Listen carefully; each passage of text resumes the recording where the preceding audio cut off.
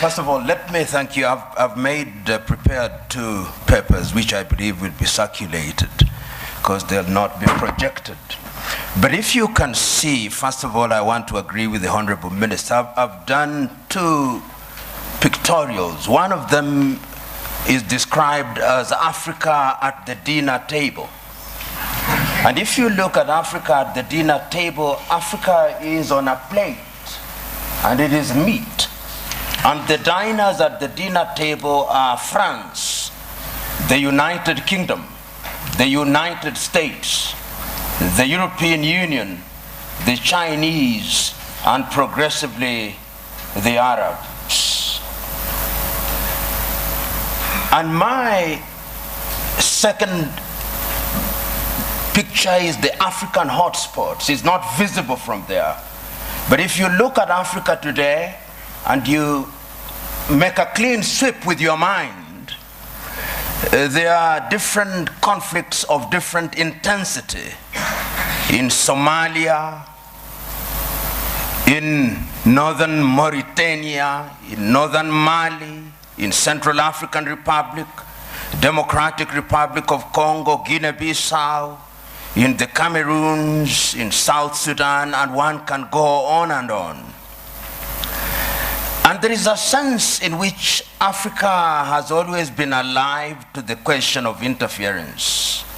I will refer this audience, particularly those who are starting, to take time and read the 32 odd speeches that were made in the month of May 1963 by the then heads of states and government of independent African states, the 32 of them. And there are 2 speeches that I want to isolate for this presentation. One was by David Dacko of Central African Republic.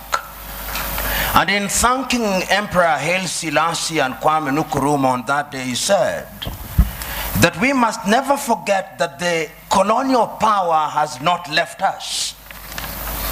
We must recognize that he did not go willingly. And if we don't check them, they'll come back again. And what would little Central African Republic do against them?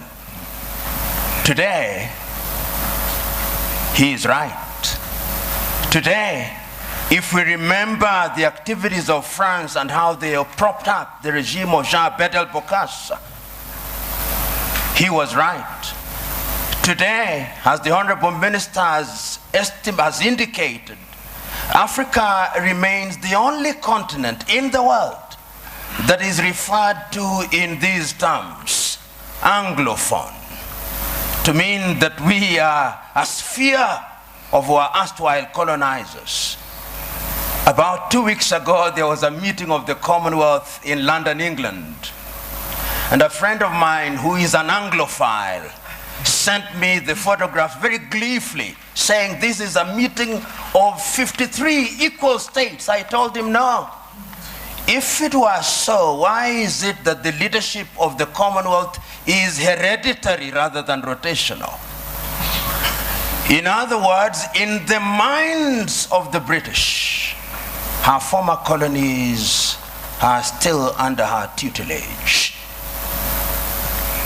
And I want to submit to us that in the minds of what I'll call the conceptual West, they think they have a divine duty to instruct Africans what to do.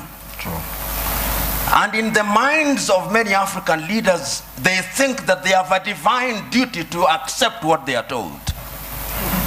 That, in my view, is what the Honorable Minister was talking about, the mindset. And this is something that has been examined. We have seen France and its very pernicious presence in Africa. We know what they did in Burkina Faso against Thomas Sankara. We know what they did in Mali or the Sudan against Modibo Keita or against Sékou Touré in Guinea. Pernicious to the core. The Portuguese, we know what battles had to be fought in that area. And let me put this very bluntly. When the former leader of Portugal, Marcelo Caetano, was asked, why can you not allow the colonies to gain independence? This is what he said in substance. As I have examined world history over the years, the following have emerged: that the Caucasians have been responsible for monumental discoveries in the development of man. So have the Chinese, so have the Arabs. But the Africans have been responsible for nothing. They are only fit as hewers of wood and drawers of water. And I want to submit to you who are present here that in the conceptual West's unguarded moments, or guarded moments, that is what they think. And that is how they relate to Africa. So the whole idea that they will interfere is something that they think is their God-given duty. I said there were two speeches in 1963 that I wanted to refer to. I referred to David Dacko. The second one was the speech by Kwame Nkrumah. And Kwame provided the solution. He did not complain about colonialism. He said, we must live here with one army, with one command. We must live here with one currency. We must live here with one currency, one country. I do not know where its capital will be, but I suggest Leopoldville or Bangui. Other leaders may have their thoughts. Kwame was right, but who listened to him? Several years down the line, and I've said it in my paper, there were coup d'etats which were engineered, there were mutinies which were engineered, and other forms of destabilization. And I want to believe that the person who actually said it very well in the 1980s was the former American President Ronald Reagan. He said, the United States of America does what is in her best interest. And I agree with him. Does Africa do what is in her best interest? Do African leaders do what is in the best interest of Africa? Interference will be there in very blatant and brazen ways and in subtle ways. I've always asked, until very recently, how many African countries manufactured bullets? Very few. Until very recently, how many African countries, in fact, how many African countries manufacture jet fighters? How many African countries are involved in the arms industry?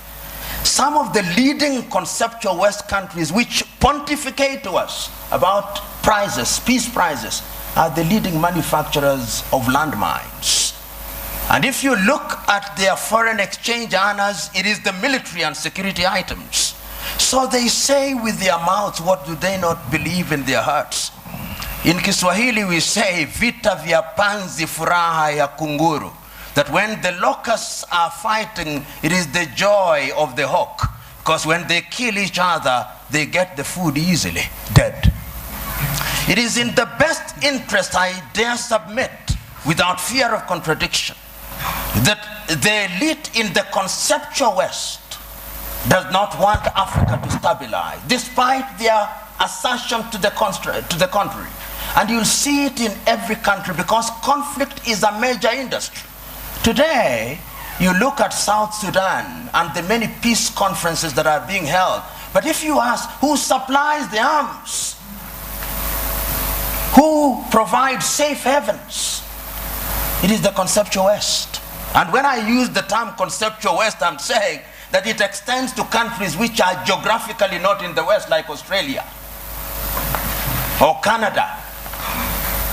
So I'm submitting in answer to your question, Joe, that interference is there, and it is part, to use this old cliche, of the neo-colonial project.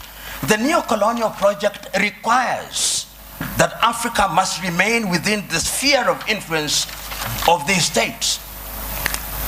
Today, if you look at the United Kingdom, which has left Europe, one would have thought that those are their cousins and that they should sit in comfort with them.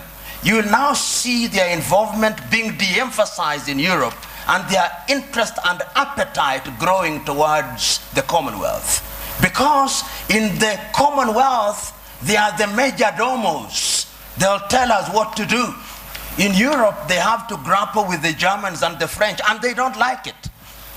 That is the unspoken bit of it. The French also are in Europe, but the Germans are too strong, and they don't like it. So they want to hold Côte d'Ivoire, Gabon, and tell them what to do. I do not know how many of you saw the press conference that was attended by President Macron of France and Nana Addo of Ghana. And when Nana Addo spoke as an African should, you could see the body language of the French president. How dare this man speak this way? In other words, I'm saying that interference is the mother's milk of European economies. But to answer your second question, they have their own recruits who Professor Philip Nying'ura will be speaking here. To use the old vocabulary of those days, they have the people you call their comprador bourgeoisie. You must remember. The comprador bourgeoisie are Africans with black faces, but essentially they are doing the bidding of these powers. They are the ones you'll find them in different spheres. And they will be present. They are in your cabinet, but they are actually representatives of the foreign intelligence agencies of those countries. We know this. If you look at the declassified papers from the United States, we now know that some of leading cabinet ministers in many African countries were working for the CIA or some Western agencies. So you are sitting in cabinet, and in these days of the mobile phone, they are possibly texting their masters in Europe and America. So interference is also exacerbated by these comprador bourgeois for their own benefits, and it has never changed, Honorable Minister. In the early days of slavery, they gave some of the chiefs mirrors and alcohol. Today, what they give them are flats in Paris or in Dubai, and that is what makes them undermine Africa. The third mode of interference is through institutions. Look at the competition as it is now. There is a new entrant into the market that is called China. China is very subtle. Many people wrote the obituary of Rwanda in 1994. 20 years down the line, it has been demonstrated that Africans can actually do it. Between 1983 and 1987, I think Thomas Sankara in Burkina Faso also demonstrated that it can be done. We saw in Somalia, despite their problem. So my prescription is African unity. Africa must now begin to negotiate initially in terms of blocks, SADC, ECOWAS, East African Community, and ultimately as African Union. And lo and behold, we must do it. And I've always said this cliche, we must do it, because if we don't do it, we will be done. Thank you.